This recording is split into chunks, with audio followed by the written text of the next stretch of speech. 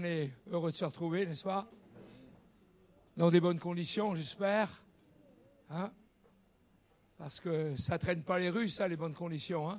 Actuellement, il y a un vent contraire aux bonnes conditions. Hein? On essaie de vous nuire, de vous faire déraper dans tous les domaines de votre vie, hein? En vous faisant des propositions assez malicieuses, quelquefois. Et vous êtes trompés. Et ce matin, j'aurais voulu vous emmener sur un petit développement sur le domaine de la prière. Hein? Voilà. Alors on va faire 2 lectures. Hein? 2 lectures dans le Nouveau Testament.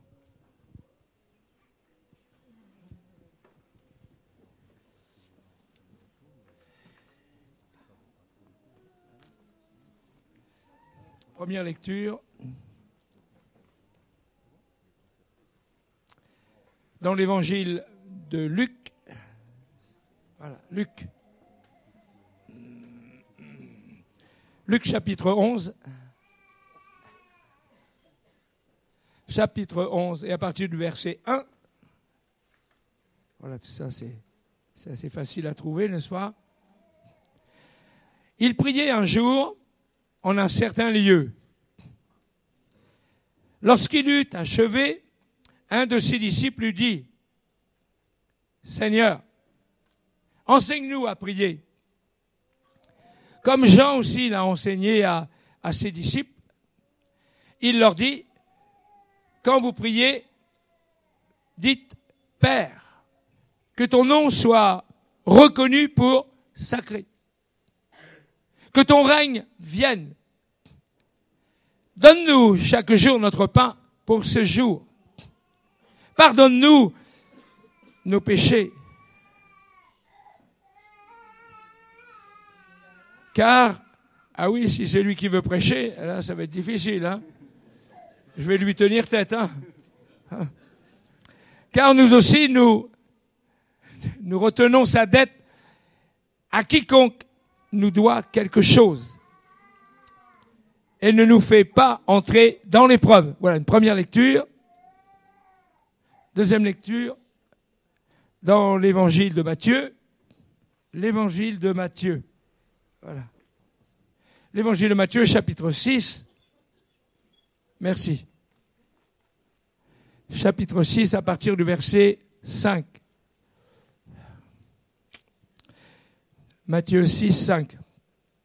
Lorsque vous priez, ne soyez pas comme les hypocrites qui se plaisent à prier debout dans les synagogues et au coin des grandes rues pour se montrer aux chants. Je vous le dis, ils tiennent là leur récompense. Mais toi, quand tu pries, entre dans la pièce la plus retirée. Ferme la porte et prie ton Père qui est là dans le secret. Et ton Père qui voit dans le secret te le rendra. En priant, ne multipliez pas les paroles comme les non-juifs qui s'imaginent qu'à force de paroles, ils seront exaucés. Ne faites pas comme eux, car votre Père sait de quoi vous avez besoin, avant que vous le lui demandiez. Vous avez entendu ça? Voilà. Voici donc comment vous devez prier. Notre Père, qui est dans les cieux, que ton nom soit reconnu pour sacré, que ton règne vienne, que ta volonté advienne, sur la terre comme au ciel. Donne-nous aujourd'hui notre pain pour ce jour. Remets-nous nos dettes, comme nous aussi, nous l'avons fait pour nos débiteurs. Ne nous fais pas entrer dans l'épreuve, mais délivre-nous du mauvais. Si vous pardonnez aux gens leurs fautes, votre Père céleste vous pardonnera à vous aussi. » 'Mais si vous ne pardonnez pas aux gens, votre Père, lui non plus, ne vous pardonnera pas vos fautes. » 'Mais si vous pardonnez aux gens leurs fautes, votre Père céleste vous pardonnera à vous aussi. » 'Mais si vous ne pardonnez pas aux gens leurs fautes, votre Père, lui non plus, ne vous pardonnera pas vos fautes. » 'Mais si vous ne pardonnez pas aux gens ne vous pardonnera pas non plus vos fautes. Amen. J'aurais voulu vous entraîner ce matin, vous emmener sur ce chemin de la prière. Il y a quelques années, ou il y a peut-être 3 ans que j'ai prêché sur qu'est-ce que c'est que la prière. Et là, ce matin, j'aurais voulu amener en continuité ce point sur comment prier. Comment prier. Et plusieurs fois déjà, des personnes nous interpellent et nous disent, mais comment je dois faire pour prier? Comment je dois me mettre? Qu'est-ce qu'il faut que je dise? Moi, je ne sais pas parler. Alors, le meilleur, on l'a lu dans la parole de Dieu, et avec l'aide du Saint-Esprit, je vais faire quelques développements pour bien vous encourager les uns les autres. Et peut-être pour certains, je vais faire une piqûre de rappel.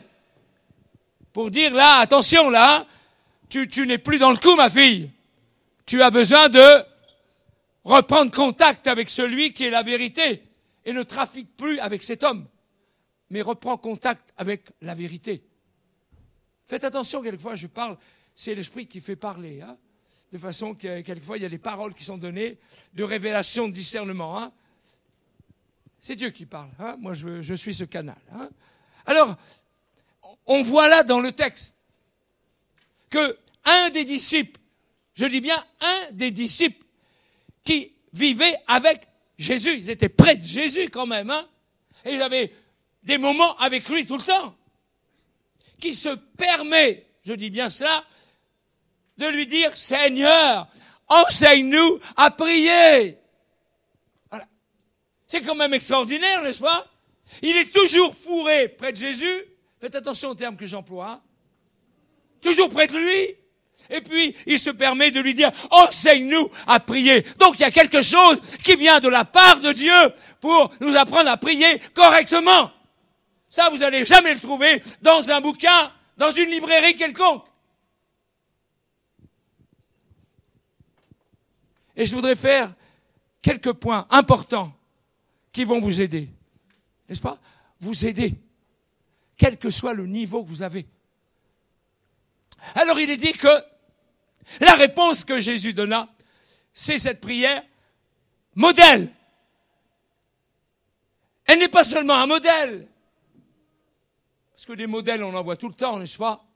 Et quelquefois, c'est des sacrés modèles. Hein. Mais une leçon pour nous apprendre à prier. Ce n'est pas une leçon pour apprendre à démonter le bloc moteur de la 405, mais une leçon spirituelle pour nous apprendre à nous bâtir sur la base principale qu'est Jésus-Christ. Et lui, c'est la référence spirituelle de votre vie. Et ça vaut de l'or, paraît-il. Les gens peuvent dire cela, n'est-ce pas? Mais il n'y a pas de prix.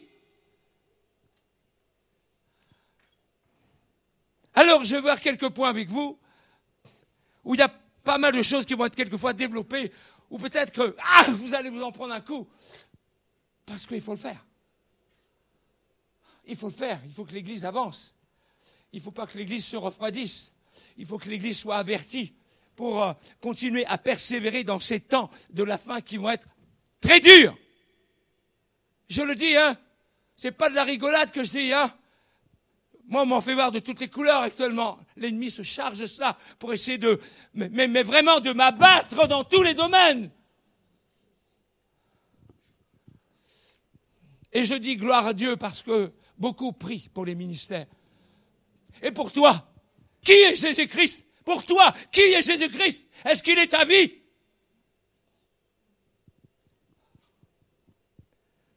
Alors, un premier point, ça va être assez écourté, hein, mais vous allez les comprendre. Que votre prière, voilà, quand tu parles, soit une sincère communion avec Dieu. Que votre prière, que ta prière soit une sincère communion avec Dieu. Amen. Vous avez compris ça? Tu as compris ça? Une sincère communion avec Dieu. On ne peut pas rouler Dieu. Quelquefois, vous avez roulé votre mari, ou le mari a roulé la femme. N'est-ce pas? Mais lui, on ne peut pas le rouler. Voilà. La communion sincère. Être sincère avec Dieu, c'est-à-dire que c'est là que ça se passe. C'est pas ton intello là-haut. Tu vas chercher des mots savants, quelquefois qui troublent les gens. Moi, quand on me parle trop en savant, je me prends un coup dans la tête, quoi. Vous comprenez? Mais je suis toujours debout. Mais je m'en prends un coup dans la tête. Je me dis, qu'est-ce qu'il me raconte ce gars-là, avec ce mot élogieux? Voilà. Ça va, je peux continuer, oui. Vous m'en voulez pas, non? Bon, voilà, je vous attendrai pas à la sortie, moi. Hein. Je serai ici. D'accord? Bon. Alors, il est dit simplement d'exprimer ce que vous pensez. Vous avez compris? Ce que vous pensez. Ce que vous sentez. Voilà, ça c'est très important. Voilà. J'ai besoin de le vivre, mais simplement. Vous savez qu'on est en contact avec toutes sortes d'ethnies, où il y en a, c'est difficile pour eux. Et qu'on doit se mettre à leur hauteur pour les aider. Non pas dire, c'est moi le grand coco. Le coco, celui-là, il se rabaisse, n'est-ce pas? Et vous allez le voir comment il est rabaissé. Hein? Alors, vous devez avoir, et tu dois avoir, ma fille, mon fils, ce matin, un contact réel avec Dieu. Un contact réel. Tant de gens n'ont pas de contact réel. Voilà, on se voit de loin, puis quand on commence à se voir, quelquefois on n'ose pas s'approcher l'un l'autre, n'est-ce pas? Ce n'est pas du réel, ça. Le réel, c'est le vrai, c'est le proche, où tu parles de cœur à cœur. Il est dit notre Père. Ayez un contact réel avec Dieu. Notre Père, c'est ton Père, et je l'espère ce matin que c'est ton réel Père. Simplement vous dire que moi je n'ai jamais eu de père. Et quand Dieu s'est révélé à mon cœur, ça a été un bouleversement total dans ma vie. Mais total, bien aimé. Je n'ai jamais su ce que c'était qu'un père me prenne pour me faire un bisou. Je n'ai jamais su ce que c'était. Mais lorsque Dieu m'a interpellé, et il m'a dit cette promesse-là réelle, que j'ai entendue, qui a été dite audiblement. Je dis bien, audiblement. Où Dieu m'a dit, je serai pour toi un véritable père et une véritable mère. Bien aimé. Et je sais ce que c'est qu'un père. Celui-là, oui, je sais qui il est. Alors quand il y a des pulsions qui passent en moi comme ça fortes, cela veut dire que c'est vrai ce que je vis. C'est pas pour vous faire trembler sur votre siège. C'est pour que ça pénètre en vous. Pour dire que ce gars-là, c'est un gars comme les autres, quoi. Vous avez vu ma tête, je descends pas des singes quand même, quoi. Hein? Bon. Vous comprenez? Voilà. Ben oui, quelquefois, je suis obligé de faire de l'humour. Hein? Comme ça, en même temps, le message passe. Puis d'un seul coup, vous vous réveillez. Hein? Bon. Moi. Alors, vous devez, et tu dois, reconnaître la puissance et l'universalité de Dieu. Tu dois reconnaître. Est-ce qu'à ce jour, tu reconnais la puissance de Dieu? Ça, c'est très important. Si tu fais semblant, tu viens là et que tout à l'heure, tu vas aller au PMU ou faire autre chose, c'est grave, mon gars. Hein? Je te dis, tu vas être asphyxié rapidement. Hein?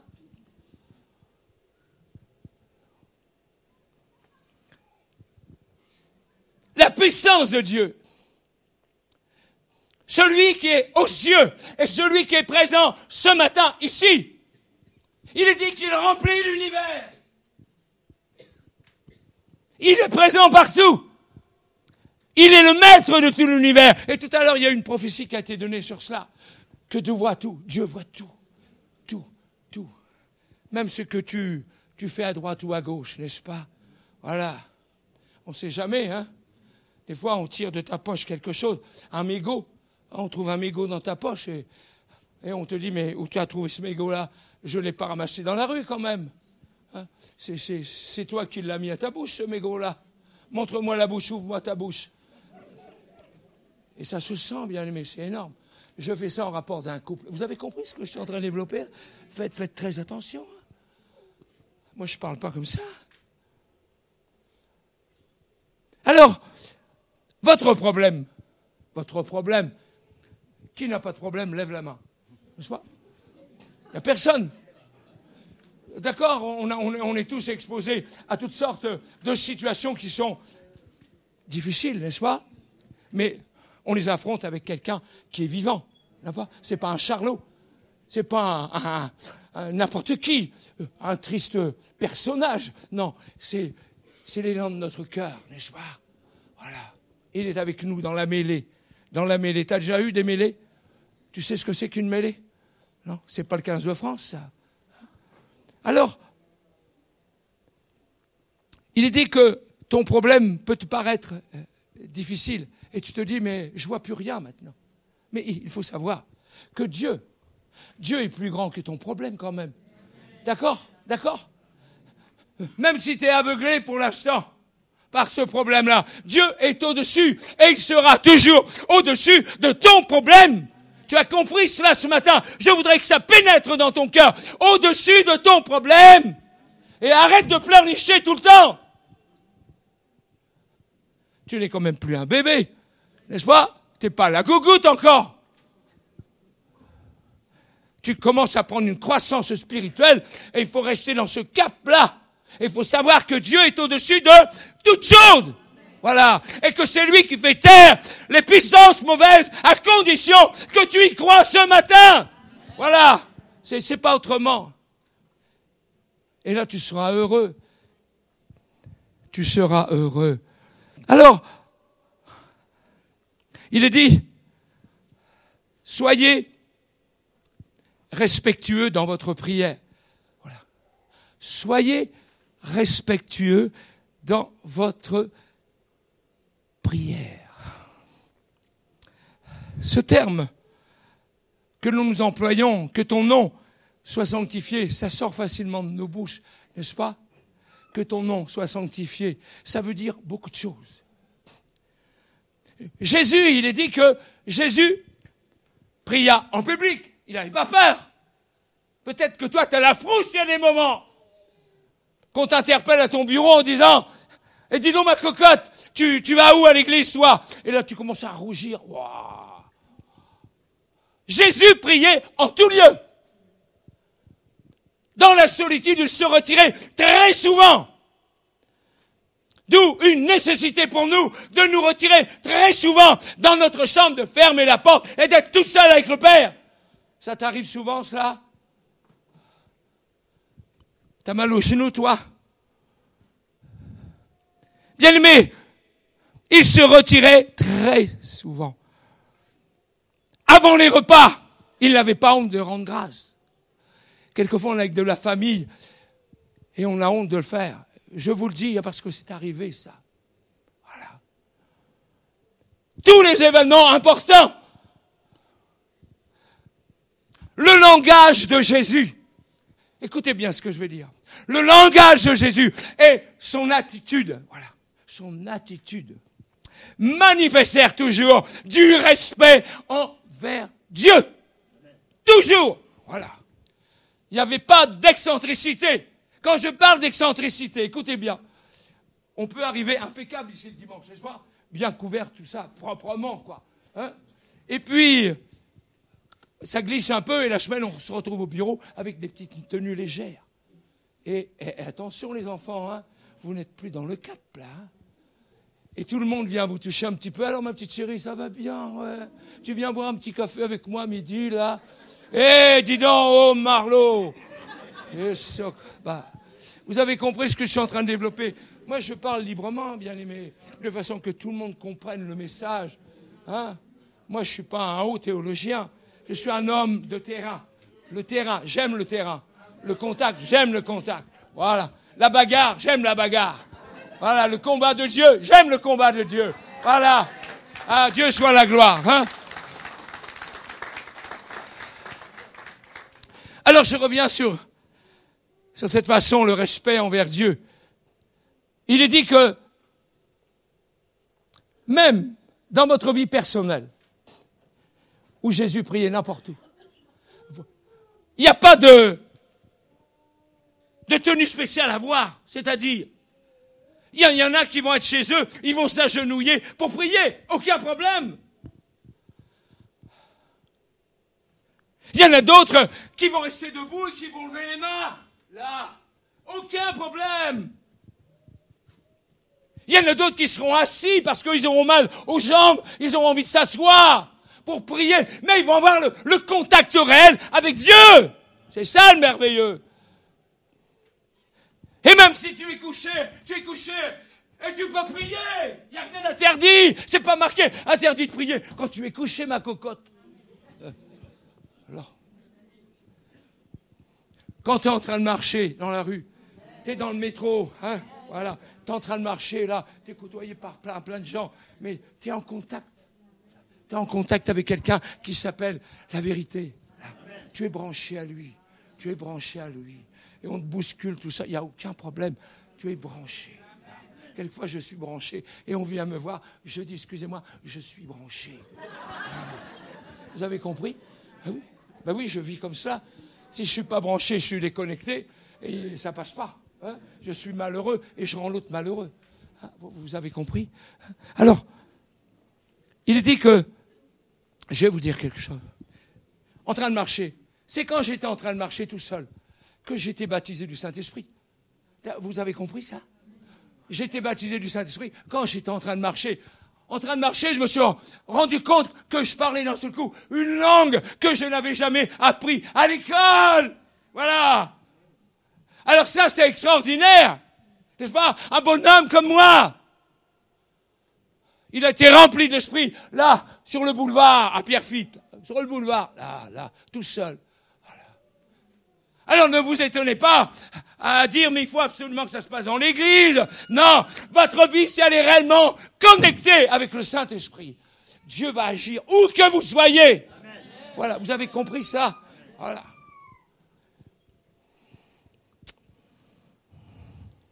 Il est dit que votre attitude, l'attitude que vous aurez là, elle sera référentielle. C'est-à-dire, vous aurez il y a un sentiment d'obéissance qui s'est installé dans votre cœur, c'est obligé, de crainte, inspiré par une personne, cette personne, du fait de l'autorité, qui est la sienne, la seule, celle-là, oui.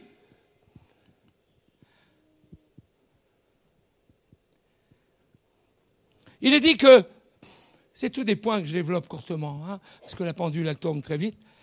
Et quand elle tourne très vite, pour moi, c'est embêtant, quoi. Je peux pas vous garder là jusqu'à 16h quand même, hein. Et on est déjà en retard. Désirez, vous devez désirer que votre cœur, là, le vive réellement. L'honneur et la gloire de Dieu et son royaume au-dessus de toute autre chose. Christ doit être le centre de votre vie. C'est lui la priorité. C'est lui l'élément numéro 1. À partir de là, tout va tourner correctement. Sinon, ça va foirer, mon vieux. Je peux te le dire, tu auras des histoires incroyables. À cause de cette désobéissance que tu auras prise. Que, voilà, j'entends des raisonnements quelquefois où les gens disent, mais quand même, il faut bien que je fasse passer ça quand même. Voilà. À partir du moment où le Seigneur n'est pas le centre numéro 1 de votre vie, qui que vous soyez, je le dis bien, qui que vous soyez, mari, femme, enfant, famille, ça va boiter. Et vous aurez des ennuis, parce que Dieu ne sera pas le centre de votre vie. Voilà. C'est très fort, hein? Mais c'est cela, le résultat. Vous verrez les résultats. Il est dit que ta volonté soit faite. Que ta volonté soit faite. C'est pas la vôtre, ni la mienne. c'est la sienne qui doit être faite. Et quelquefois, il y a un combat incroyable avec ça. Chaque personne réagit différemment. Voilà, le Saint-Esprit vous dit de faire ça, et vous êtes têtu comme un mulet. Il n'y a pas de mulet ici quand même. Hein, vous êtes têtu comme un mulet, et vous ne voulez pas céder. Eh bien, croyez-moi que ça va vous faire mal aux petits doigts. Hein. Si vous avez les petits doigts, mais croyez-moi que vous allez pleurer. Hein. D'accord ? Nous avons besoin que ce soit la volonté de Dieu qui domine. Je sais que c'est pas facile, parce que vous êtes en chair. Moi, quand on me passe, ça me fait mal. N'est-ce pas ? Quand je me pique, ça me fait mal. Hein ? Et si un frère me balance un couteau dans le dos, ça me fait mal. Vous avez compris ça ? Alors que ta volonté soit faite. Alors je vais vous expliquer quelque chose. Une des meilleures façons de déterminer si vous priez selon la volonté de Dieu. Je dis bien si vous priez selon la volonté de Dieu.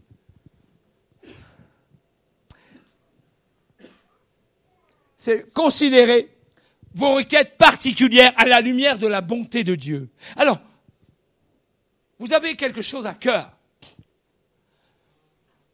Vous voyez une collègue de travail et vous vous dites vraiment, ça serait bien de l'évangéliser, de lui parler, de l'inviter à boire un café, et je la vois dans la souffrance. Mais avant de vous lancer dans la gueule du loup, parce qu'il y a des loups partout, hein. Alors, tout cela, c'est à exposer au Seigneur. Vous lui posez ces questions toutes simples. Seigneur, est-ce bien cela ce que je vais faire ? Cela aidera-t-il quelqu'un, ma collègue ? Ça va, est-ce que ça va l'aider ?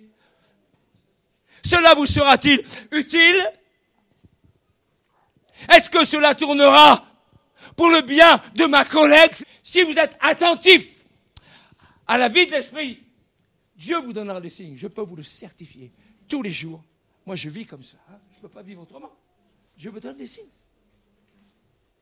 Si petit soit-il, mais il se sert de n'importe qui. Et là, j'en ai la confirmation. Et quand vous avez le feu vert, là, vous pouvez vous engager. Là, voilà. Et vous commencez à prier pour elle. N'est-ce pas ? Et puis, c'est elle qui va sûrement lancer les mots. Parce que elle est dans la souffrance. Elle pourra s'exprimer. Elle ressentira une confiance vis-à-vis de vous. La confiance, c'est important, bien aimé. Hein ? Si vous vous faites trahir par quelqu'un, croyez-moi que ça chauffe dur. Hein ? Alors ça sera une bénédiction. À partir du moment où vous aurez eu le signe, le feu vert de Dieu, vous pourrez le faire. Mais ne précipitez jamais les choses. Surtout pas. Dieu ne travaille pas comme ça. Le monde, oui, on vous pousse. Il faut faire ceci, il faut faire cela. Et puis t'as pas fait ça. Et puis demain, là, tu passeras à mon bureau parce que je suis pas content de toi. Mais Dieu n'agit pas comme ça, bien-aimé.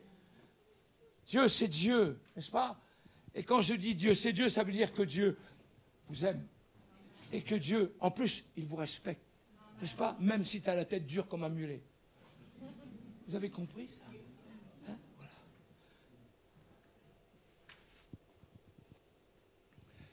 Alors nous en arrivons à une étape où il est dit, vous devez demander pardon.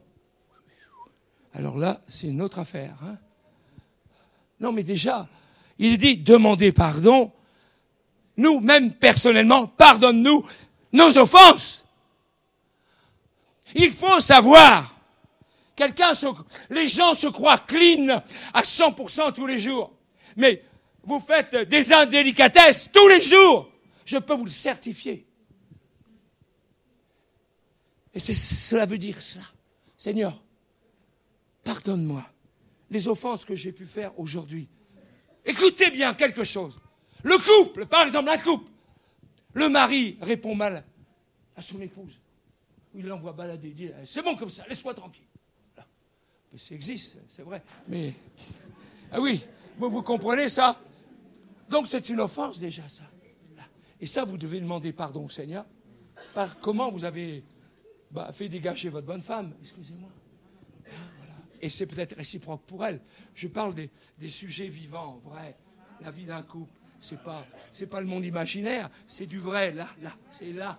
Hein, d'accord? Ce qui vous brûle quelquefois aux pieds, et ça fait mal, n'est-ce pas? Avec des belles brûlures quelquefois. Parce que vous vous dites, si j'avais su, je me serais jamais engagé dans cette affaire-là. Alors, il est dit, quand nous nous approchons de Dieu, nous devons avoir une attitude d'humilité. Voilà. D'humilité.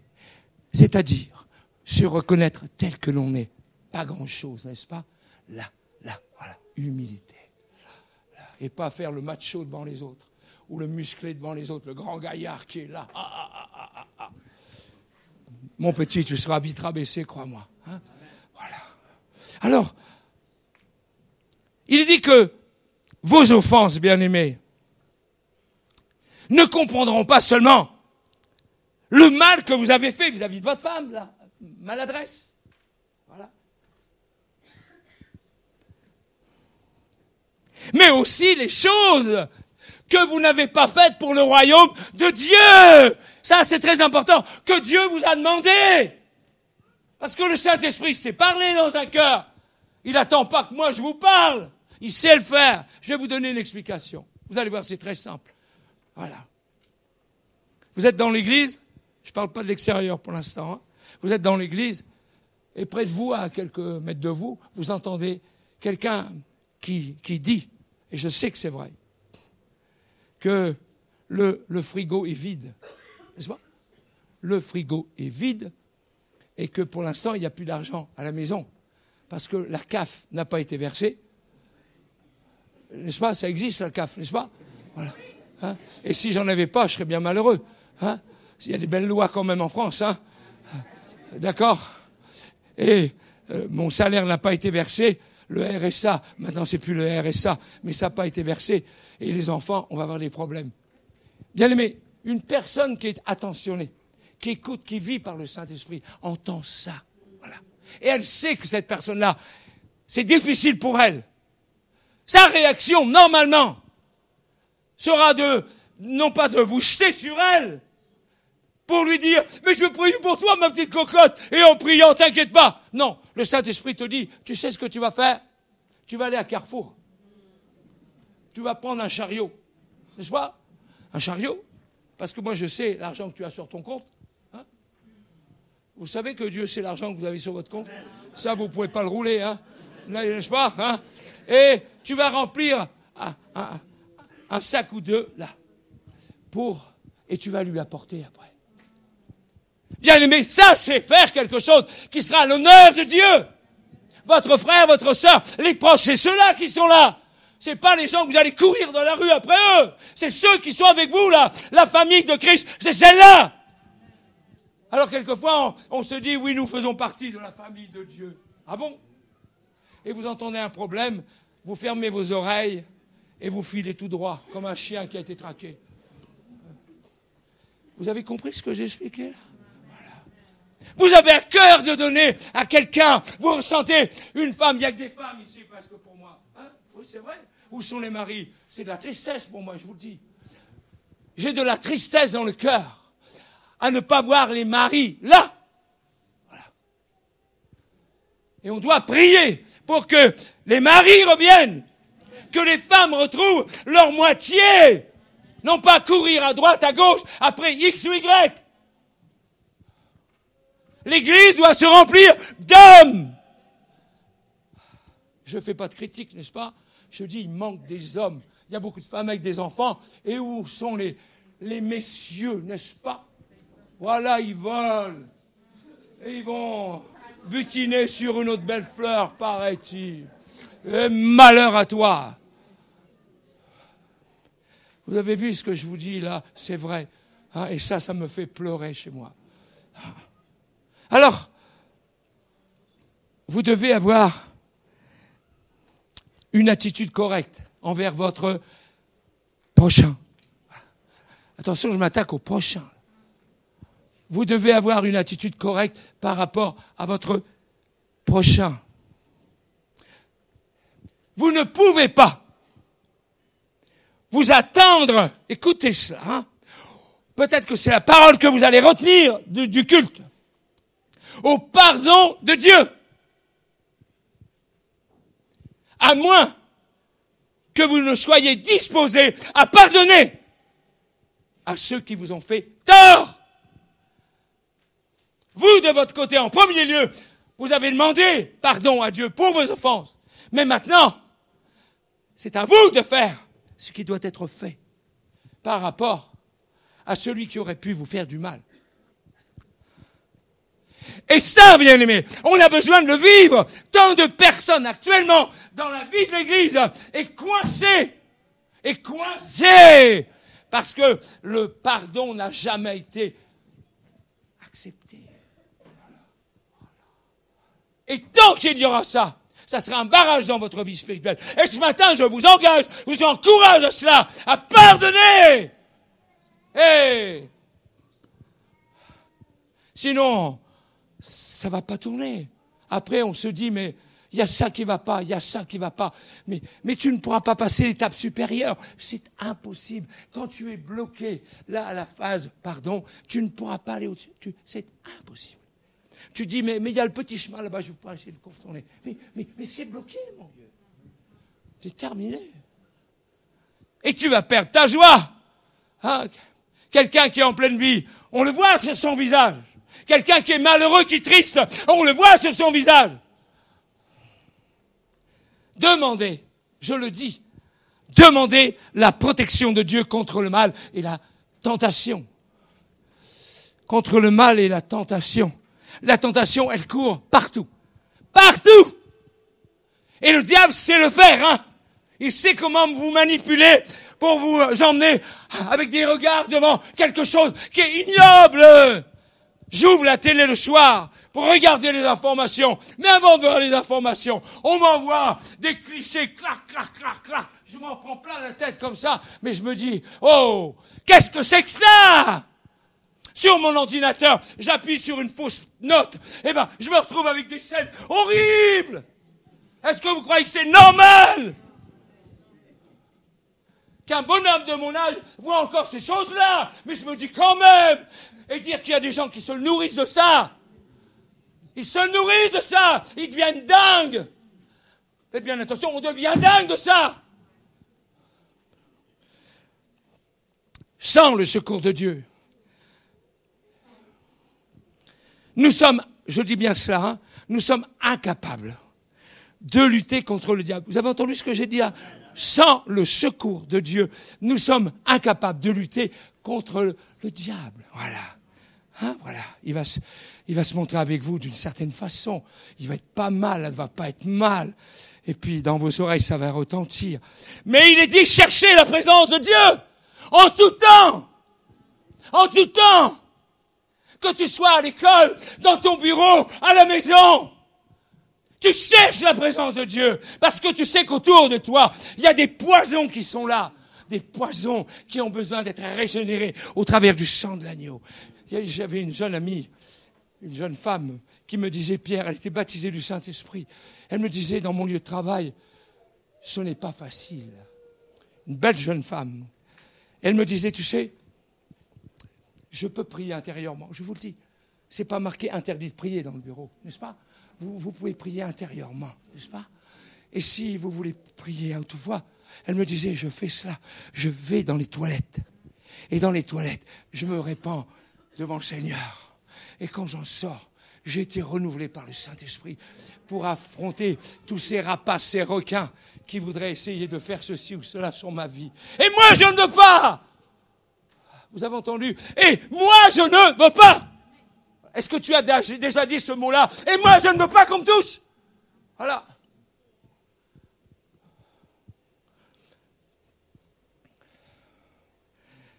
Je vais encore faire un point, puis après on arrêtera, parce que la pendule, elle tourne, quoi. Mais vous êtes patient avec moi, n'est-ce pas? C'est les bonnes choses que vous recevez. C'est édifiant pour chacun. Voilà, il est dit que on doit réaffirmer, je dis bien réaffirmer, notre foi dans la puissance de Dieu pour répondre à la prière. Sinon, je serais incapable de prier. Des fois, j'entends les gens qui me disent, mais moi, j'ai pas envie de prier. Ça me dit rien de prier. Alors, la base est là. Réaffirmez votre foi. Où en est ta foi?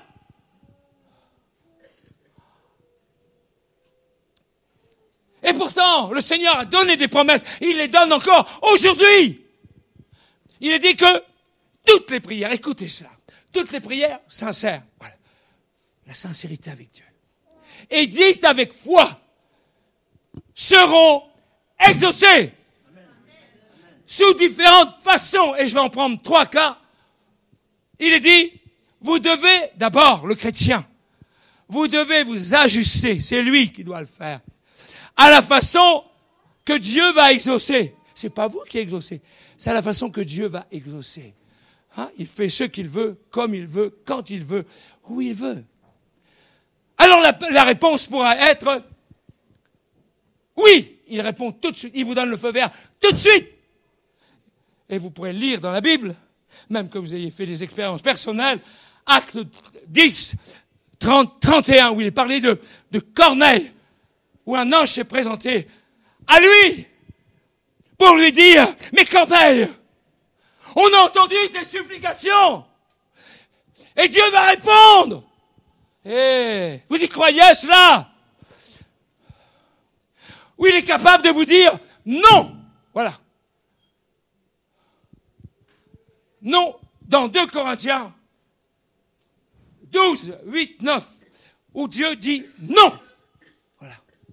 Et plusieurs fois, toi aussi, il a pu te dire non. Je vais prendre un cas concret. Voilà. Tu es amoureux d'un gars. N'est-ce pas? Et ce gars-là, c'est un triste gars. Et tu continues à persévérer avec lui. T'as beau prier, ma vieille. Tu le sais dans ton cœur que c'est pas ça. Et ça sera pas ça. Tu pourras arrêter. Non pas pleurnicher devant lui en train de dire, mais je voudrais bien me marier avec toi, ma cocotte. Eh, tais-toi, va. Vous comprenez un peu mon langage? Voilà. Souvenez-vous de Paul, l'apôtre Paul, hein, où il avait cette fameuse écharde dans la chair. Ça fait mal. Quand on a des souffrances, quelquefois, ça fait mal. Et quand ça dure longtemps, ça fait très mal. Et ce que Dieu a répondu, ma grâce te suffit. Car ma puissance s'accomplit dans la faiblesse. Écoutez, ça, il faut le vivre. Hein. C'est pas le dire, je le connais par cœur. Quelquefois, on me dit, mais je connais ce verset-là. Je le connais, ce verset-là. Bien sûr que je le connais par cœur. Moi aussi, hein, je connais ma table de multiplication par cœur dans ma tête. N'est-ce pas? Voilà. Mais cette parole-là, je sais que ma grâce se suffit. Il faut que j'y croie. Alors, il y a des situations qui peuvent durer des années. Mais c'est pas pour ça que Paul a baissé les bras. Alors toi, ce matin, si tu as une situation difficile, ne baisse pas les bras. Tu sais que tu as eu une promesse qui t'a été donnée, que Dieu est avec toi, et que lui, jamais, il t'abandonnera. Tu peux compter sur lui. Vous avez compris ça? Hein? Alors, il est dit aussi où Dieu peut répondre après un certain temps. Ça, c'est dans Daniel. Après un certain temps, Dieu a répondu. Ou il peut dire aussi, tu vas faire ceci et ce sera exaucé. Dieu a une façon de parler que vous ne savez pas faire, ni moi. Fais ceci et tu seras exaucé. Ça se trouve dans Actes 10, 4, 6, où il est parlé à nouveau de Corneille. Mais des hommes qui craignaient Dieu. Des femmes qui craignaient Dieu. À partir du moment où il y a ça dans ton cœur, tu vas voir des choses extraordinaires. Même si tu arrives à pleurer dans ta chambre, vous ne croyez pas que je ne pleure pas, moi? Vous ne m'avez jamais vu pleurer, peut-être encore là. Mais vous me suivez dans la journée. Je pleure. D'accord? Je pleure pour les âmes. Je pleure pour les souffrances de certains dans l'église. Là, c'est mon travail de l'esprit, ça. D'accord? Hein? Parce que quand j'aime les frères, quand j'aime l'église, je pleure. Je pleure.